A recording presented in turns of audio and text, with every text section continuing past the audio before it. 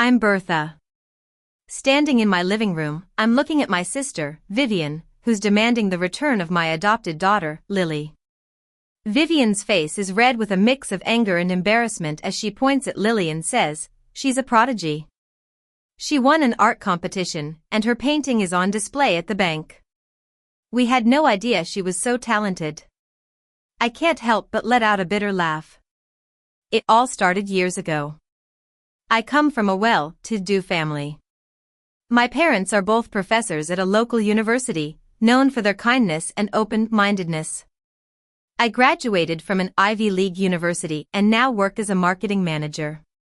I'm married to Henry, a software engineer, and we have a daughter named Grace. One spring break, we were visiting my parents. We were all sitting in the living room, enjoying a movie, when Vivian suddenly blurted out, "There are so many kids with learning difficulties these days. I wonder what's going on." This comment came out of the blue, as the movie had nothing to do with such issues. Everyone looked at her in confusion. I asked, "What brings this up?" Vivian explained, "A co-worker's child was diagnosed with a learning disorder. Kids who are hyperactive or have trouble in school might fall into this category. I think Lily might have it too." Lily is Vivian's daughter. To me, she seemed like a normal, happy child. I kept my cool and asked, "Why would you say that?" Vivian continued, "Compared to Max, her older brother, she's not as sharp. Her language skills are behind, and she seems to have a poor memory. Max is a bright and energetic boy, but it's unfair to compare them." Henry, my mom, and I exchanged uncomfortable glances. There was nothing obviously wrong with Lily, but Vivian was fixated on this idea. She said, frustrated, "You don't understand, Bertha. I've been researching learning difficulties. I know what I'm talking about." At first, we thought she'd take Lily to a doctor. But by summer, her attitude had changed. At a family gathering, she proudly announced, "I was right. Lily has a learning disorder." My mom, genuinely concerned, asked, "Did you take her to a doctor?" Vivian replied with a smug smile, "No need. I have proof." My mom frowned and said, "Stop treating her like she's a criminal." Vivian pressed on, "Lily is starting school next year, and she still can't write the alphabet. She's in kindergarten." I responded, "That's completely normal. Even Grace struggles with some letters." Vivian retorted condescendingly, "That's because your daughter takes after you." Her husband, Oscar, who runs a small business and often brags about his so-called business acumen, added, "Maybe your daughter has a learning disorder too. Like mother, like daughter." I felt my blood boil, but I tried to stay calm. I said firmly, "Kids develop at their own pace. There's no need to rush." But Vivian wouldn't stop. She argued, "Max could write the alphabet years ago." I countered, "Max is 3 years older. You can't compare them." Oscar scoffed, "From a medical perspective, Lily clearly has a learning disorder." I stared at him in disbelief. "Medical perspective? Oscar, you're not a doctor." Vivian and Oscar seemed convinced that Lily had a problem just because she didn't measure up to Max's high standards. It was not only frustrating but also heartbreaking. Later, Henry suggested, "Maybe Lily should see a professional for an assessment." Vivian quickly replied, "I've already consulted professionals." Henry raised an eyebrow and asked, "Professionals?" Vivian matter-of-factly said, "I've watched health shows on TV. Their observations match Lily's symptoms exactly, so it must be right." We all sighed in exasperation. Oscar piped in, "Those shows are very informative. A friend of mine saw one, took their child to the doctor, and the diagnosis was spot on." My mom had enough. She said, "TV is not a substitute for real medical advice. If you're really worried, take Lily to a doctor." Vivian snapped, "Stay out of our parenting." Then she stormed off, dragging Oscar and Max with her, leaving Lily behind. My mom sighed and said, "If they're going to act so superior, the least they could do is take good care of Lily." Meanwhile, Lily was playing happily with Grace. But I noticed her smile fade for a moment, replaced by a look of sadness. She must have realized her family had left her. That broken smile broke my heart. I was more certain than ever that Lily didn't have a learning disorder. She was just a victim of neglect and favoritism. Later, Vivian and Oscar returned home, full of energy and carrying shopping bags. My mom's face darkened. She asked, "Do you often leave Lily behind when you go shopping?" Vivian shrugged indifferently and said, "It's just leaving her at home." "What's the big deal?" My mom pressed, "You never leave Max behind. Why treat Lily differently?" Vivian claimed, "She doesn't listen, so we're teaching her discipline." My mom replied, "Discipline is one thing, but abandoning her is cruel." Oscar jumped in defensively, "We give her good food and a good education. Why do you keep criticizing us?" I said sharply, "That's the bare minimum. You act like you're doing her a favor." Oscar snapped, "This is a family matter. Stay out of it, Bertha." I shot back, "Lily is my family too. And if she's being mistreated, I won't stay silent." My words hit a nerve. Vivian and Oscar exchanged glances, but their silence said it all. Henry added, "If you think Lily has a learning disorder, leaving her alone is even more irresponsible." Vivian, slamming her hand on the table in frustration, said, "That's why we're teaching her to stay home alone." The argument went on for hours. Eventually, Vivian and Oscar cut their visit short and left early. Their favoritism towards Max was obvious. At mealtimes, if Max's favorite steak was served, Vivian and Oscar would pile extra portions on his plate, sometimes even taking from Lily's share. Lily always silently accepted the situation, never complaining. Max was always the center of attention. Promises of new video games and outings were made for him, while Lily was often forgotten.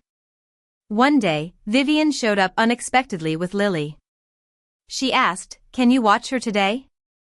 Lily looked confused and quietly said, "I could just go to the park and play." We agreed to take care of her, though we were puzzled by the sudden request. When Vivian returned that evening, she seemed apologetic. She said, "Thanks for looking after Lily." I was surprised and asked, "Why the last-minute request?" Vivian explained, "Max had some friends over. Their moms are lawyers and executives. It would have been awkward with Lily around." I was taken aback. "You're ashamed of your own daughter?" I asked. Vivian nonchalantly replied, "She just doesn't fit in." "What can I do?" I said firmly, "That's no excuse. She's your daughter, with or without a disorder. You should support her, not criticize her." Vivian's smile faded. She snapped, "You've only raised one child. Don't lecture me." Then she grabbed Lily's arm and left. This became a regular occurrence. Vivian and Oscar would leave Lily with us for long periods while they took Max on exciting trips. They would return late without any apologies, as if nothing had happened. This only strengthened my resolve to step in. Lily deserved better. One day, my frustration reached its peak, and I confronted them. I said, "I told you to call before coming, didn't I?" Vivian dismissed me, "Oh, don't be so fussy. We're just here to pick her up." I retorted, "That's not the point.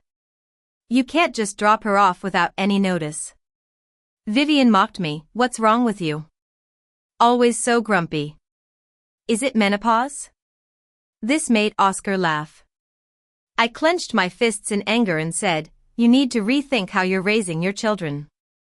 Vivian replied, "We are. That's why Max is involved in so many activities, unlike your daughter who doesn't do much." I answered, "We respect Grace's wishes. She didn't want to join those activities." Vivian turned to Max and asked, "We respect your wishes too, don't we, Max?" Max gave a half-hearted nod, his forced smile showing his discomfort. Vivian said smugly, "See, even Max agrees." I was exhausted and said, "Fine, just take Lily and go." Vivian grabbed Lily's arm and dragged her to the car.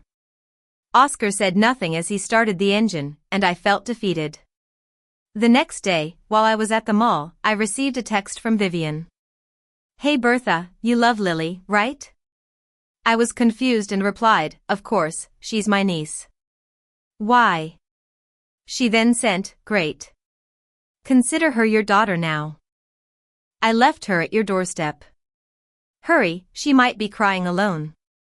I was in shock. I read the message again and again. I tried calling Vivian, but her phone was off. Panic set in, and I dropped everything and rushed home. When I got there, my heart shattered. Lily was sitting on the ground outside, crying uncontrollably, her small body shaking with sobs. I rushed to her and pulled her into a tight hug. She clung to me, her tears soaking my shoulder. I said, "It's okay, sweetheart. I'm here." It was clear that Vivian had abandoned her. My calls to Vivian and Oscar went unanswered. They had deliberately cut off contact. Through her sobs, Lily whispered, "Auntie, I didn't want to be left like this." In that moment, I made a promise to Lily. I would protect her, no matter what. A week later, Henry, my mother-in-law, and I went to Vivian's house with legal papers to adopt Lily. To our surprise, Vivian and Oscar didn't put up much resistance. Vivian said dismissively, "Less of a burden for us." Her lack of remorse hurt, but I held my tongue. All that mattered was Lily's well-being. Now, here we are, with Vivian demanding Lily back. I shake my head and say, it's not that simple. The adoption is final. Lily is my daughter now. But if she wants to go with you, I won't stop her. Vivian says smugly, she'll choose me. I call Lily into the room. When she sees Vivian, she hesitates for a moment and then clings to me. She whispers, "Mama." Max steps protectively in front of Vivian. Vivian snaps, "Max, what are you doing here? Don't you have lessons?" Max's voice quivers as he says, "I don't want to go to lessons anymore. I hate them. I hate everything you make me do." Vivian tries to scold him, but I stop her. I say, "Don't you see? Your children don't want the things you're forcing on them. You've been so focused on appearances and success that you've forgotten about their happiness." Vivian stands there, stunned into silence. I say firmly, "Just go home. You've lost the right to call yourself their mother." In the years that followed, our family grew stronger. Lily, Max, and Grace formed an unbreakable bond. Max moved in with my mom, and Lily thrived in our home, pursuing her passion for art. There were challenges along the way, but every step was worth it. Our home, filled with love, laughter, and the joy of watching the kids grow, was a place of peace. Vivian and Oscar, on the other hand, became more isolated, burdened by the consequences of their selfishness. Our lives may not have been perfect, but they were filled with the one thing that truly mattered, family.